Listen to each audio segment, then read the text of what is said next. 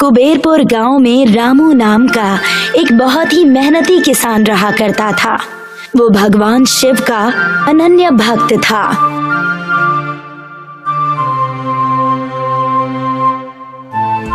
रोज सुबह वो दिन की शुरुआत उनका नाम लेकर ही करता था।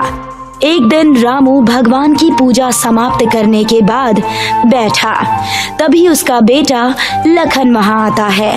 पिताजी, आप ये रोज किनके ध्यान में बैठे रहते हैं? बेटा, ये हमारे इष्ट देव हैं और सब जीवों के नाथ भोलेनाथ हैं। अच्छा, और आप इनका पूजन क्यों करते हैं? बहुत बढ़िया सवाल किया है लखन तुमने। तो बताइए पिताजी कि इनका नाम क्या है? ये भगवान शंकर हैं। अनेक नाम हैं उनके। कोई उन्हें महादेव कहता है, तो कोई नीलकंठ, तो कोई नटराज।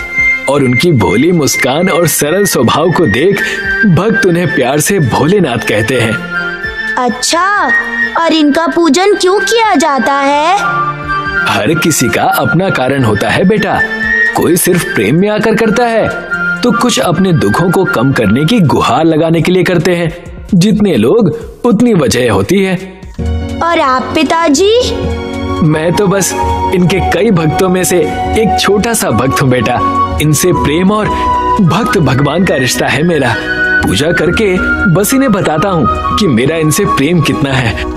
अच्छा, मैं भी उन्हें बताना चाहता हूँ कि आप उनसे कितना प्रेम करते हैं। सीता लखन और रामू की बात सुनकर आती है और कहती है, बेटा लखन, अगर तुम्हें ये बताना है तो उनके वाहन नंदी जी के कान में ये बात कहनी होगी। वो क्यों माँ? क्योंकि नंदी जी की बातें भोलेनाथ सबसे पहले सुनते हैं। ठीक है माँ, मैं ऐसा ही करूँगा। ये कहकर लखन वहाँ से चला जाता है। देखती हो सीता, कैसे बच्चे इतनी जल्दी बड़े हो जाते हैं। बस मेरे प्रभु लखन पर ऐसे ही कृपा रखे। चलिए जी, अब आपको हल भी चलाना है आज खेतों में बैलों के साथ। हाँ, सही कहती हो। तो अब शाम को भेंट होगी दोनों से। जी। भगवान की भक्ति, खेतों में मेहनत करना, 2 वक्त का खाना।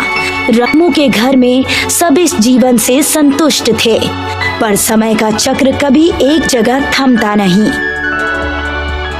8 वर्ष बीत चुके थे। लखन अब 14 वर्ष का हो गया था और रामू की तबीयत इस वर्ष खराब थी। अब इस वर्ष हम क्या करेंगे? आपकी तबीयत सही नहीं है और हमारे दोनों बैल भी बूढ़े हो चुके हैं। नए बैल खरीद नहीं पाएंगे हम, और आपकी तबीयत भी। पिताजी, अब हम क्या करेंगे? क्या इसका कोई उपाय नहीं है? शांत हो जाओ बेटा, चिंता मत करो। कैसे चिंता ना करें हम? आप इतनी दिक्कत में हैं, चिंता तो होगी ही ना। आप इतने शांत कैसे हैं पिताजी, वो भी इस विपत्ति के समय में? बेटा, ये बात हमेशा ध्यान में रखना। जब भी विपत्ति छाए तब अपने विवेक को मत खोना। अगर विवेक खो दिया तो विपत्ति का हल मिलना मुश्किल हो जाता है। तो इस समय क्या किया जाए, आप ही बताइए। इसका उपाय मैं इस अवस्था में तो नहीं कर सकता, और लखन भी अभी छोटा है। अब तो बस प्रार्थना कर सकता हूँ मैं मेरे नाथ से, वही कोई रास्ता दिखाएंगे। लखन अपने पिता की भक्ति देख भावुक हो जाता है और उसे याद आता है कि बचपन में किस तरह वो नंदी जी के कान में अपने पिता के प्रेम को भगवान को बताने कहता था। लखन वहां से सीधे मंदिर चला जाता है।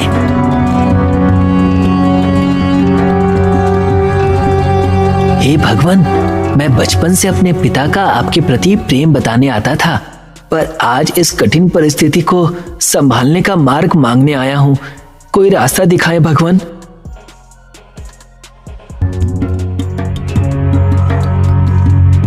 लखन, क्या बात है बेटा, कुछ परेशान नजर आते हो? कुछ नहीं पुजारी जी, बस पिताजी की तबीयत खराब थी ना, तो मैं यहाँ भगवान से मार्ग मांगने आया था। वो भोलेनाथ हैं, भक्तों पर उनकी कृपा रहती है। तुम चिंता मत करो। तुम अगर गुहार ना भी लगाओ तो भी भोलेनाथ तुम्हारे पिताजी को कभी अकेला नहीं छोड़ेंगे। मैं भी भगवान से प्रार्थना करूंगा कि वो जल्द से जल्द तुम्हें कोई मार्ग दिखाएं। जी पुजारी जी, अब मैं चलता हूँ। लखन पुजारी जी की बातें सुनकर कुछ शांत हुआ और घर की तरफ निकल पड़ा। तभी उसे रास्ते में एक विभूति लगाया हुआ योगी अपने बैल के साथ खड़े दिखते हैं। बाबा, क्या बात हो गई? कोई परेशानी है क्या? बेटा, परेशानी तो नहीं है, बस मेरे इस मित्र ने जल ग्रहण नहीं किया तो थक गया है इस प्रचंड धूप में। यहाँ आसपास कोई तालाब या नदी होगी? बाबा, यहाँ कोई नदी तो नहीं है, पर यहाँ पास में ही मेरा घर जरूर है। आप वहाँ चलिए, आपका और मित्र का जलपान वहीं हो जाएगा। पर बेटा, तुम परेशान हो जाओगे। कोई बात नहीं, मैं कुछ और सोच लूंगा। बाबा, इसमें सोचना कैसा?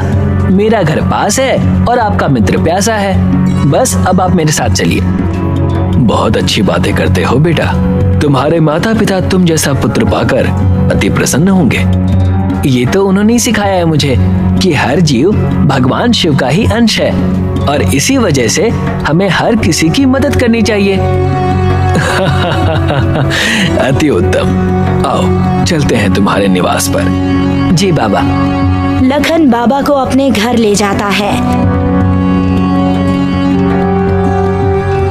और उस बैल को बाहर पानी पिलाकर बाबा को घर के अंदर आने के लिए कहता है। रामू के बीमार होने की वजह से वो अपने कमरे में ही था। सीता बाबा के लिए पानी और मिठाई लाती है। बहुत बढ़िया मिष्ठान है बेटी। धन्यवाद बाबा। बाबा, आप यदि चाहें तो यहीं ठहर जाइए। अब आप इस समय निवास स्थान कहाँ ढूंढेंगे? मैं तो वैरागी हूँ पुत्र। ये आसमान ही मेरी छत है और धरती मेरा घर। तुम मेरी चिंता ना करो। क्या घर में बस तुम दो ही जन रहते हो? नहीं नहीं, लखन के पिता भी हैं। लखन के पिता अभी बीमार हैं। वो कमरे में ही आराम कर रहे हैं। लखन के संस्कार देखकर मुझ में उसके माता पिता से मिलने की इच्छा जाग गई, तो मैं यहाँ चला आया। आइए बाबा, मैं आपको उनसे मिलवाता हूँ।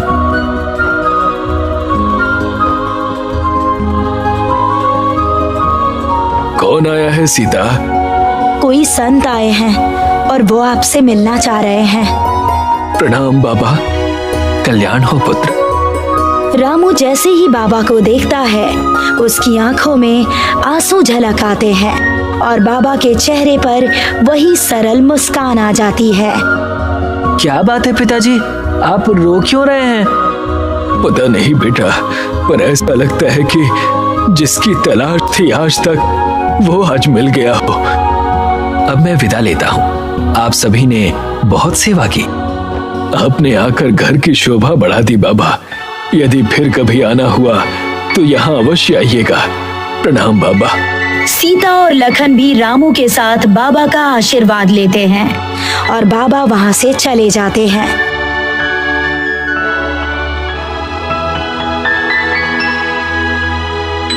अगली सुबह लखन देखता है कि बाबा का बैल वहीं है। माँ, पिताजी। क्या हुआ बेटा? देखिए ना, बाबा अपने मित्र को यहीं भूल गए हैं। पर वो इसे साथ क्यों नहीं ले गए? बाबा इसे भूले तो नहीं होंगे। इसकी देखभाल करते हैं। एक काम करते हैं, हम इसकी देखभाल करते हैं ताकि जब कभी वो वापस आए तो उनका मित्र उन्हें अच्छी सेहत में दिखे। जैसा आप कहें पिताजी। सीता, जब से बाबा यहाँ आकर गए हैं, मेरी सेहत कुछ ठीक लगती है, पर दर्द अब तक है। खेतों का काम तो नहीं कर सकता, पर एक बार अपने 2 बैलों को ले जाकर देखता हूँ। मैं भी चलूंगा पिताजी। तो आप दोनों जाकर आइए, मैं तब तक खाना तैयार कर लेती हूँ। रामू लखन के साथ खेत में जाता है। दोनों बूढ़े बैल हल चला नहीं पा रहे थे और रामू भी थका लग रहा था। तभी वहां बाबा के साथ आया बैल आ जाता है। लखन दौड़ता हुआ रामू के पास आता है। पिताजी। क्या बात है बेटा? देखिए, बाबा का बैल भी यहाँ आ गया। आप इसे हल चलाने क्यों नहीं देते? नहीं बेटा, हम इसे हल चलाने के लिए मजबूर नहीं कर सकते। बाबा इसे हमारे पास छोड़ गए हैं, ये उनकी धरोहर है। तभी वो बैल हल छूता है। अब तो ये भी कह रहा है पिताजी, आप एक बार कोशिश तो कीजिए। जब ये नहीं करना चाहेगा तब हम हल हटा देंगे। ठीक है बेटा। रामू ने लखन के कहे अनुसार बैल पर हल लगा दिया। देखते ही देखते घंटे भर में उसने अकेले ही सारा काम कर दिया। ये देखकर रामू चकित रह गया और लखन बहुत ज्यादा खुश हो गया।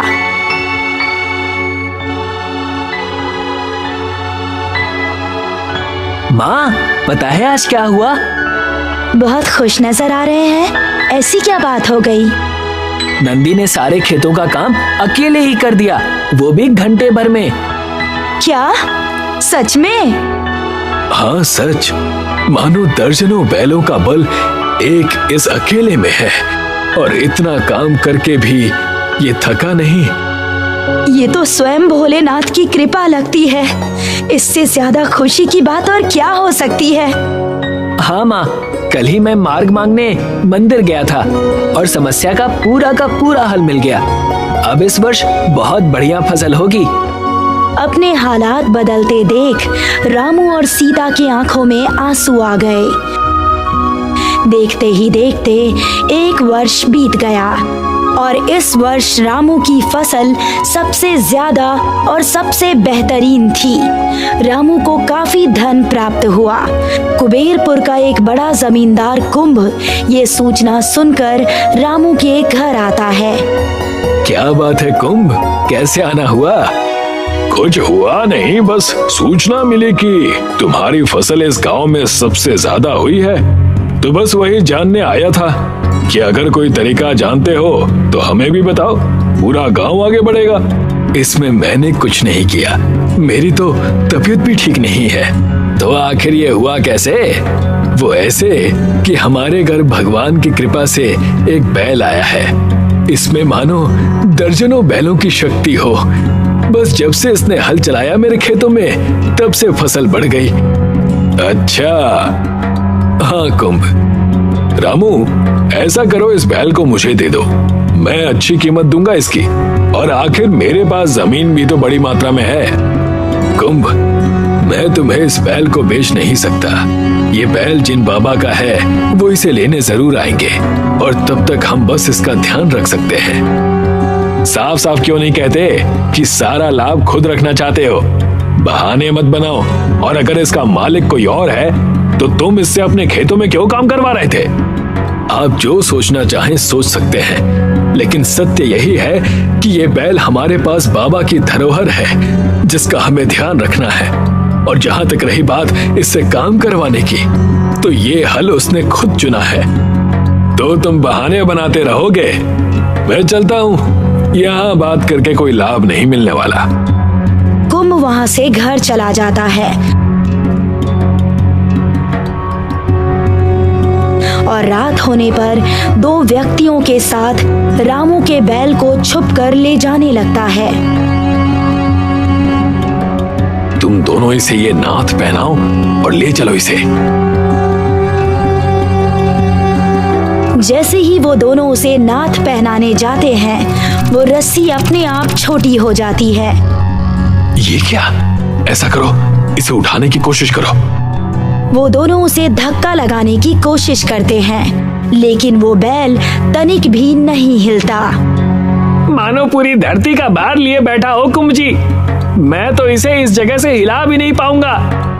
लगता है रामू सही कह रहा था, ये अवश्य कोई दिव्य जानवर है। तभी वो बैल तीनों को मारता है। कुंभ और दोनों चोर चिल्लाकर वहां से भाग जाते हैं। इस घटना को कई वर्ष बीत चुके थे। रामू का परिवार पुनः सुखी हो गया था। लखन अब युवा आयु में आ चुका था।